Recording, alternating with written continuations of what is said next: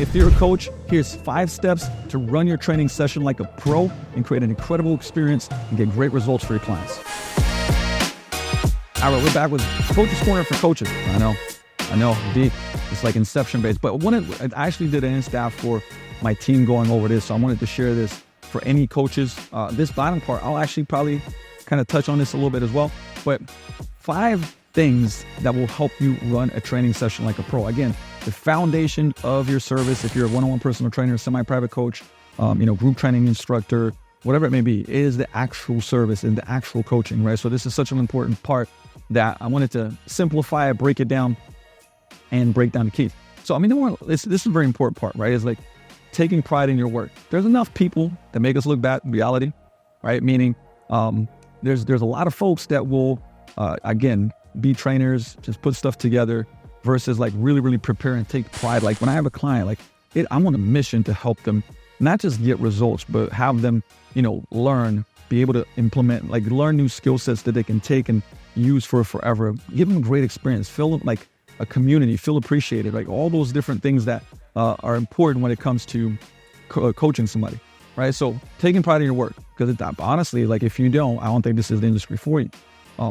Take the craft seriously, but that's actually one of our taglines is we take coaching very, very seriously, but we don't take ourselves too seriously, right? But you should take the coaching and the craft seriously. So how much are you, studying? How much are you learning? How many, seminars are you going to? We have a seminar coming up next weekend, both in the in-staff, and we have Compound Performance, called Ops Matt Domney coming in, doing a 2-day seminar. We've already had 6 this year.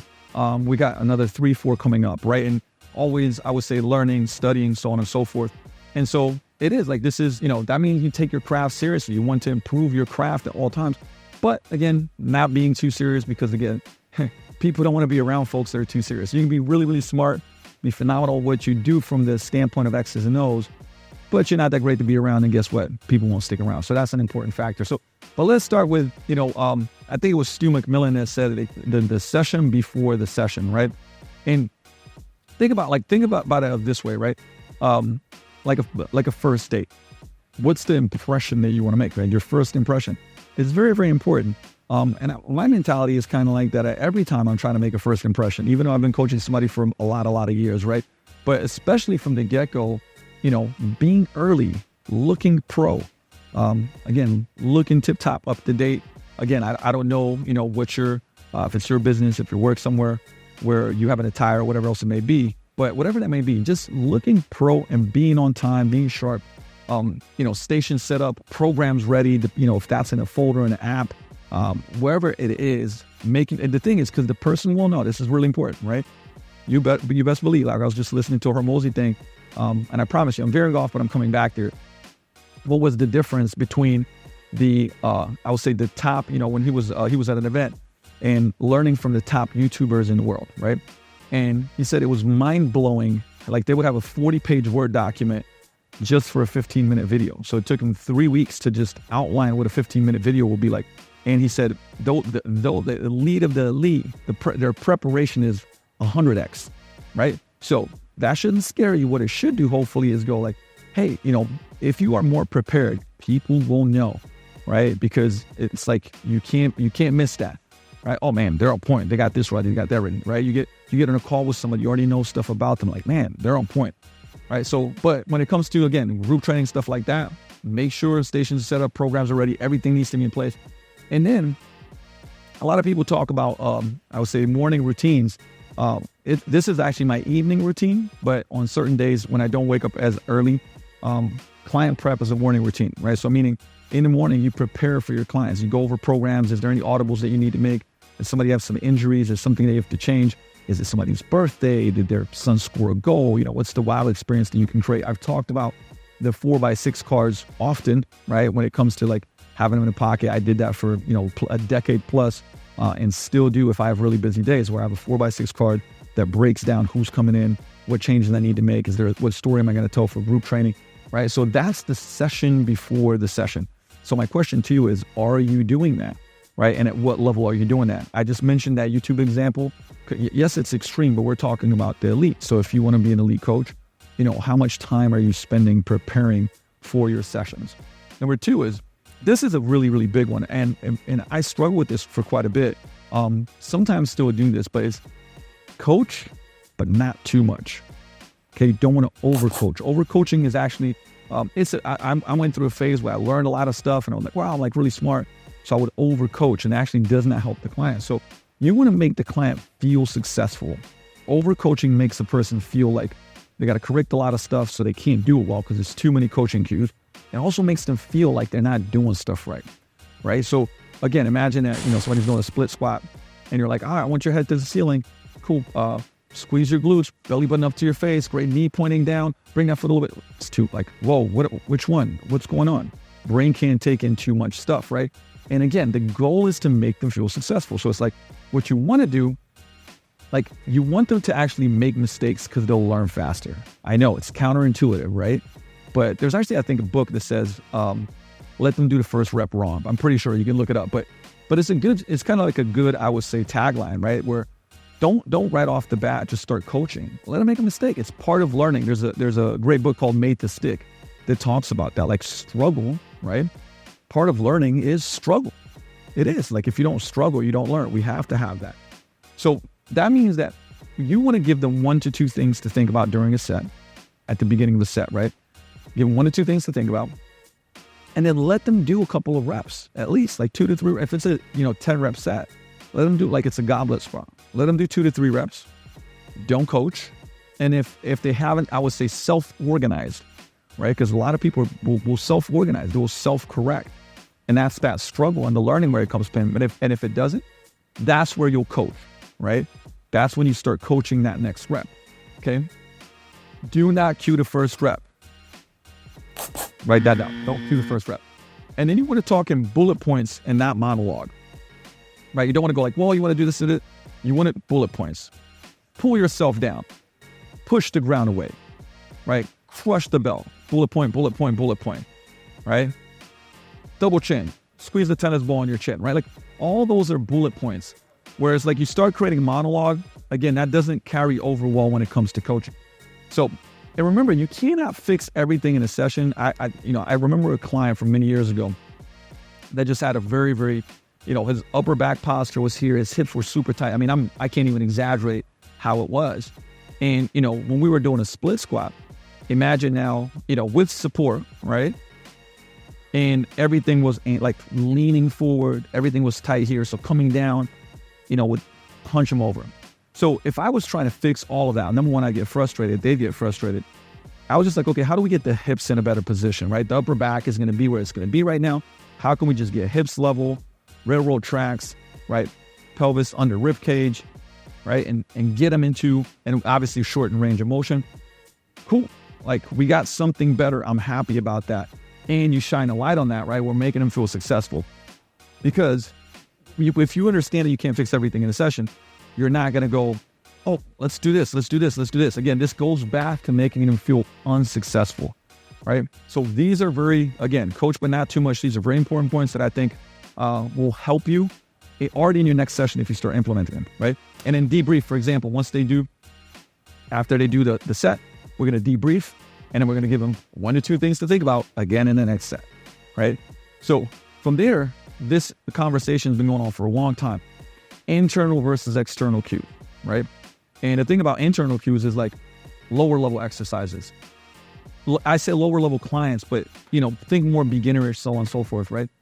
And it's more of a sensation feeling type of stuff. So it's kind of like, hey, like I want you to feel here, right? This butt cheek, that's going to rotate it, right? So it's a feely stuff. So it's best for feeling muscles and finding positions, right? Even if I'm in a half kneeling position, imagine I'm on the ground, right? And I'm like, I want you to push this knee back and this hip forward. Do you feel this part? Because sometimes people don't know the names of the muscles. Like, do you feel your butt cheek, right? And again, those are things like glute bridges, half kneeling positions, core, right? Like I'm in a plank position, pack the chin, exhale. Where did you feel that? Oh, I feel it here, my abs, great, right? So that's when internal cues are, probably a better choice or might be a good choice. External cues, honestly, anything performance-based, this is where we rock and roll with that, right? So things squat, sprint, jump, deadlift, right? That's where performance and motivation, So if I'm doing the broad jump, I'm like, I want you to jump to that cone, right? So like that's external, okay? Thinking about like when I'm squatting, I want you to push the ground away, right? I want you to push the ground away. That's external, okay? Same thing, like I'm doing a bench press. I want you to push yourself into the bench. That's external, right? That's for more complex exercises, athletic performance. Again, complex is as soon as it's multi-joint, a snatch, I want you to throw that dumbbell to the ceiling, right? All external. And this is where I really love both of these, but especially the external ones, building a toolbox. A great book from Nick Winkelman is called The Language of Coaching. But like what I've done over the last 2 decades is like continue collecting almost a toolbox of these external cues. I get around a lot of great coaches. I've created my own. I think analogies and similes are powerful here, right? Where it's like, I want you to punch the ground away. I want you to drive your knee like through the glass, right? So all those, you have a toolbox where you can pull them out and you can give these external cues that are going to improve motivation and performance. Honestly, these get used more. I use these more than I use these. I use both. And you kind of got to mix and match it depending on the client, depending on the situation, and depending on, I would say, the exercise as well, right? And then number 4 is connect. I've talked a lot about like ABC, always be coaching, ABC, always be connecting, like the ABC square rule that I have, right? Because you want to deliver a great training session, but you want to find ways to connect, right? And again, connecting on whether it's, right now, the Mavs, which are getting, their butts getting kicked, but whether it's a basketball thing, whether it's something that matters to them, the movie that they watch, whatever else it may be, right? So this is where you connect. Like, hey, man, I saw that, Timmy scored a goal in soccer, right? So there might be somebody's son that plays soccer. But make sure that you're kind of always connecting. But here's the thing. And you've heard this before. I think I heard this first from Mike Ball, but it's like, people don't care how much you know until they know how much you care. But once they know how much you care, then they do care how much you know, right? So you got to know your stuff, but it's like people want to see that you care. So you want to connect as much as possible. But that leads me to this, because I've seen this mistake happen so many different times, which is keep it moving, right? Don't make it social hour, because sometimes it's like, well, yeah, I'm connected with the client. You don't want to spend too much time with the person, meaning like, hey, if you're talking to somebody for 4 or 5 minutes in a semi-private session, you got 3-4 clients, that's 10% of the session gone because you made it now social hour, right? And again, so you want to keep it moving. You want to balance physiology with psychology, right? Like, and a lot of times I'll be like talking to somebody and go, hey, awesome, let's finish this. Your 2 minutes is up. Let's get your trap bar deadlift. You got another set of 4. Let's bump up the weight, right? So I'm controlling that. And that is the art of coaching, right? That's the art of coaching. And I think it's very, very important because, again, when I say ABC squared, I think the first ABC, which is always be coaching, is more important than the second ABC, always be connecting, from a time perspective, right? If we look at psychology versus physiology, we're going to have more physiology than psychology as far as a percentage of the training session, right? So that's very, very important, because at the end of the day, we want to train them, we want to get them results, right? People have limited time, so we want to get all the stuff done while also connected. And that's why it is a practice. It is something that you have to keep getting better at, right? So that is our 5 points. Now, here's the thing that within that framework was really important, because we brought it up as we were talking about group training. We were talking about exercises, new people coming in. What do we, how do we get somebody to learn new exercise? I said, well, here's a 4-step approach to introducing a new exercise, whether it's a group, whether it's a semi-private program to a new person. It's simple, but again, I think it needs to be practiced a lot, because number one, we're going to name it. Hey, this is a kettlebell goblet squat, right? So make it clear. So that, again, the vocabulary is similar throughout the team. If you have a team, same exercises. Number 2 is explain it. By the way, when you explain it, create context, right? So that means creating context means that, if it's a general population client and I'm doing a double kettlebell squat, hey, this squat engages a lot of core, right? Upper back core is going to help you with your posture, but it engages a lot of muscle and is going to help you not only build muscle, but because of that muscle is going to help you burn a lot of fat, like 24/7, because we don't build muscle, and that's going to help you get lean in, right? Because that's their goal. For the athlete, it might be like, hey, right now you're very extended, and if we can get you in a better position, you're going to be able to create force better going up. So it's going to make your vertical, it's going to improve your vertical and get you out of that low back pain, right? That restricts you when you're playing. So again, I'm creating context. So I'm naming exercise, I'm explaining it, and I'm creating context for what that exercise is doing for them. Like, so if I have 4 different goals, I'm going to explain how the exercise, connects to that differently. From there, I'm going to demo it. This is the magic, right? Can you demo it, right? Can you demo the exercise? I'm not going to name any names, but again, I went to a gym. They were like demonstrating high knees, right? And they were demoing high knees, right, with no hands. And it's like, well, guess what happened where half of the group did the high knees with no hands? Because they were not showing it with hands moving, right? So you have to be able to do the exercise well and practice it and know, like, not just know how to do it and show it well, but because now you want to, just what we talked about earlier is like bullet points, okay? We want to speak in bullet points and be able to carry over that information so it transfers to their movement. But I can't tell you enough, people will program exercises that they're not proficient at. Cleans, kettlebell cleans, snatches, so on and so forth. And you gotta know how to demo them and demo them well, and you gotta practice that, right? And this is a big thing. I think getting together with the team and practicing and doing role play of coaching is very, very important. And from there, you coach it, right? So we talk about like giving 1 to 2 cues, not too many, always debriefing afterwards, but also angles, coaching from angles, right? Like I call it 180-degree coaching, where I'm going at all different positions, right? Like I'm looking, right?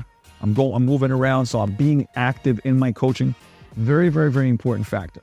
Okay. Very important factor. This is another second part that we'll go into, which is the coach's handbook, which is just organizing your own week into which days you program and, having proactive and reactive messages. So you respond and reach out. This becomes part of the customer experience, but that will be in another video. Stay tuned for it. But if you like this and if you want to get more, I would say coaching tips to become a better coach, get better results, create a better customer experience for your clients, whether it's one-on-one, semi-private, personal training, make sure to follow this channel, and I will see you next time in Coach's Corner. Peace out.